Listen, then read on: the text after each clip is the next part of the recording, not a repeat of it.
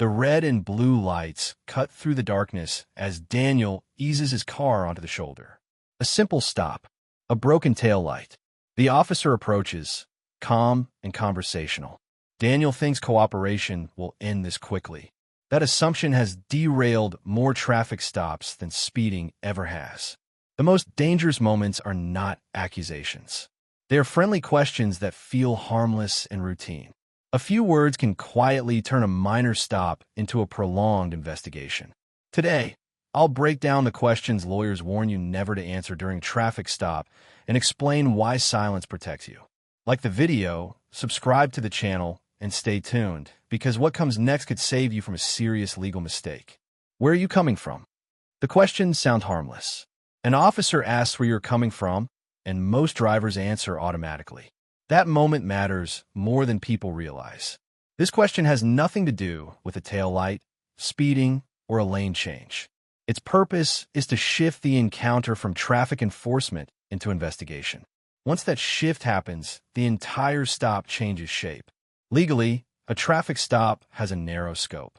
The officer handles the reason for the stop, checks documents, and addresses the violation. When an officer asks where you're coming from, they begin building a narrative. Your response creates details about time, location, and purpose. Those details can be compared against passengers, surveillance cameras, license plate readers, receipts, or assumptions formed during the stop. Any mismatch becomes a reason to continue questioning. Stress makes this worse. Drivers often simplify answers, round times, or forget minor stops. A person might say they came straight from work and later mention a gas station. That small change can be framed as inconsistency. Once an officer records that inconsistency, it gains weight. Reports carry authority long after the stop ends. Courts have addressed this expansion problem directly. In Rodriguez v. United States, 2015, the U.S. Supreme Court ruled that officers may not extend a traffic stop beyond its original purpose without independent legal justification. The case involved a driver detained after a traffic stop ended, so a drug-sniffing dog could be used. The court made a key point: time matters. Any extension requires legal grounding tied to the original reason or new lawful cause. Casual questioning that stretches the stop can cross that line. Answering where you're coming from gives officers material to argue continued detention. Clarifying questions follow. Each clarification adds time. Each minute increases exposure. None of this helps resolve the traffic issue faster. The officer already has everything needed to handle the violation through documents and observation. There's also zero upside. Drivers gain no legal advantage by explaining their movements.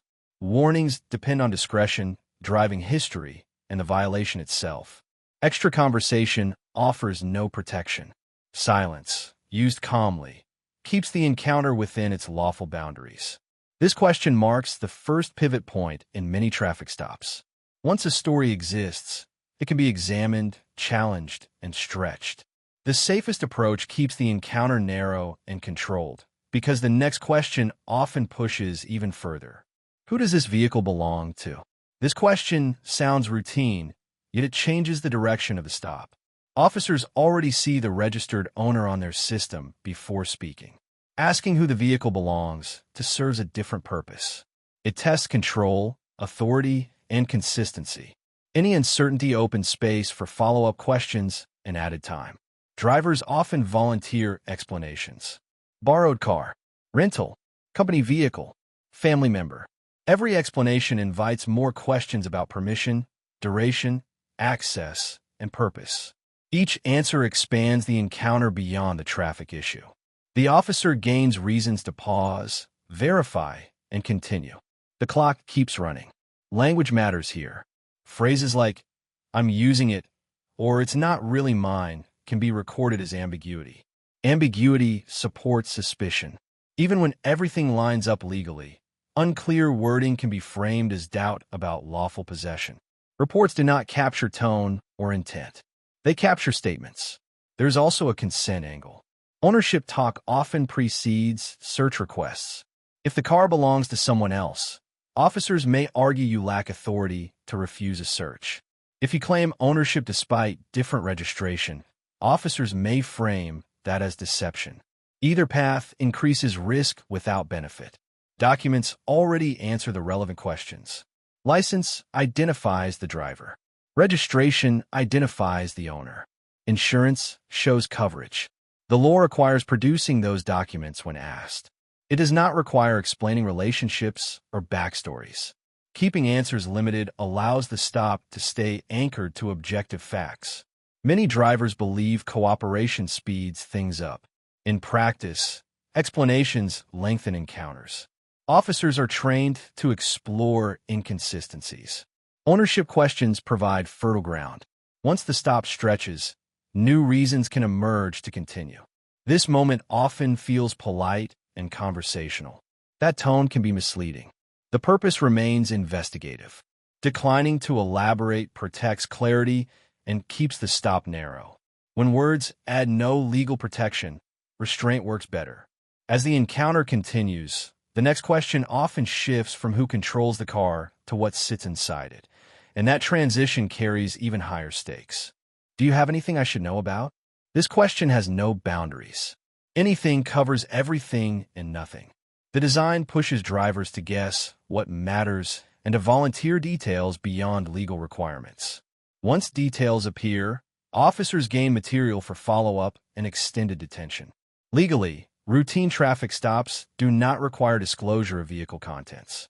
Duties focus on identification and documents.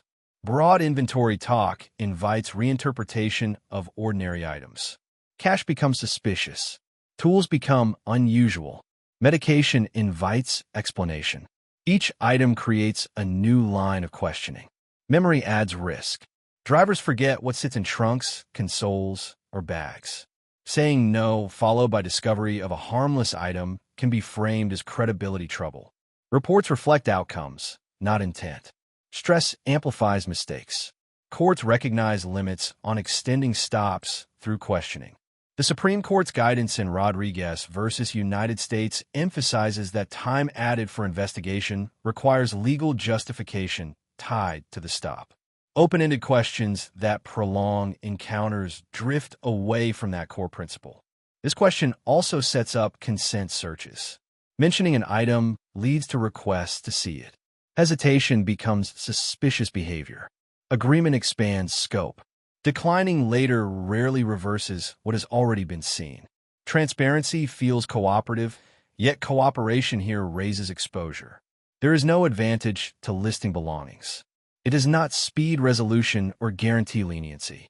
Silence preserves focus and limits interpretation. A calm refusal keeps control. Objective facts stay central. Subjective impressions fade. That discipline matters when encounters hinge on wording rather than conduct. If this breakdown helps, support the channel by liking and subscribing so these practical rights-focused guides keep coming. The next question often targets your behavior rather than your belongings, and that shift changes the dynamic again. Why are you so nervous? This question reframes the stop around your body and behavior rather than the traffic issue. Police encounters create pressure by design. Flashing lights, authority, and uncertainty raise adrenaline even in calm people. When an officer asks why you appear nervous, they seek an explanation they can later attach to their observations. The moment you answer, your words become part of the record. Nervousness has no legal weight by itself. Courts repeatedly acknowledge that ordinary people react physically during police encounters. Shaking hands, shallow breathing, sweating, or quiet speech reflects stress, not guilt. Officers still document these reactions. When you explain them, the explanation strengthens the narrative. Your words add structure to what would otherwise remain a subjective note. People often overexplain. They mention being late, tired, distracted, or worried about unrelated issues. Each reason invites follow-up. Follow-up adds time. Time allows officers to justify extending the stop. The focus drifts away from the traffic issue toward personal circumstances that never need a discussion. There's also no safe answer. Saying you feel calm can conflict with body language described in the report. Admitting nervousness allows officers to argue heightened awareness or concealment. Either response supports further inquiry. Silence avoids that trap. Another problem lies in how reports are written. Officers summarize, paraphrase, and select details. Tone disappears. Context fades. What remains looks deliberate. A casual explanation becomes a supporting quote. Once recorded, it stands alone. The law does not require emotional disclosure during traffic stops. Obligations remain limited to identification and required documents. Mental state explanations fall outside that scope.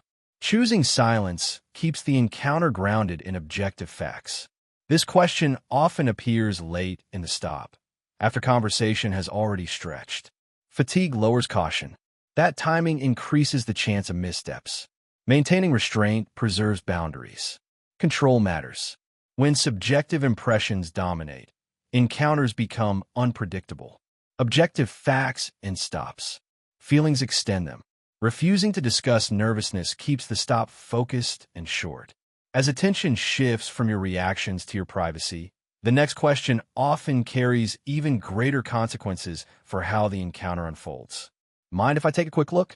This question marks a legal turning point. An officer asking to take a look requests permission to search your vehicle. Consent removes constitutional barriers that would otherwise limit access. Once permission is given, the search becomes lawful even without strong suspicion tied to the stop. Many drivers underestimate the scope of consent. Quick look sounds narrow. Legally, it often allows inspection of areas and containers reasonably connected to the request. Glove compartments, consoles, bags, and trunks may fall within reach. What begins as a glance can become a full search. Refusal carries no penalty. Declining consent does not equal obstruction. It does not justify arrest. It does not create probable cause. Courts recognize refusal as lawful exercise of rights. The pressure to agree stems from social discomfort, not legal obligation. Consent also proves difficult to undo. Once officers see or access an area, discoveries remain admissible. Changing your mind later rarely erases what already occurred. Control fades the moment access is granted. The Supreme Court addressed consent standards in Schneckloth versus Bustamante, 1973. The court held that consent must be voluntary, assessed under the totality of circumstances, and does not require officers to inform drivers of the right to refuse. That ruling explains why many people agree without understanding the consequences. There is also no strategic advantage to agreeing. Searches do not guarantee warnings. They do not shorten stops. Even clean vehicles contain forgotten items that prompt questions and delay. Exposure increases without benefit. Clear refusal protects privacy. A calm statement declining consent preserves Fourth Amendment protections. Silence or refusal remains lawful and effective. This question ends many routine stops cleanly when answered carefully. Knowing that consent remains optional empowers drivers to maintain boundaries. Understanding when to speak and when to stop speaking defines how traffic stops conclude. Extra tip: before the stop ends, there is one more principle that matters: tone and timing. How you protect your rights shapes how the encounter unfolds. Calm posture, steady voice, and clear boundaries reduce friction. You do not need to argue law on the roadside. You do not need to lecture or challenge authority. Simple, respectful restraint works better than confrontation. Provide required documents. Follow lawful instructions.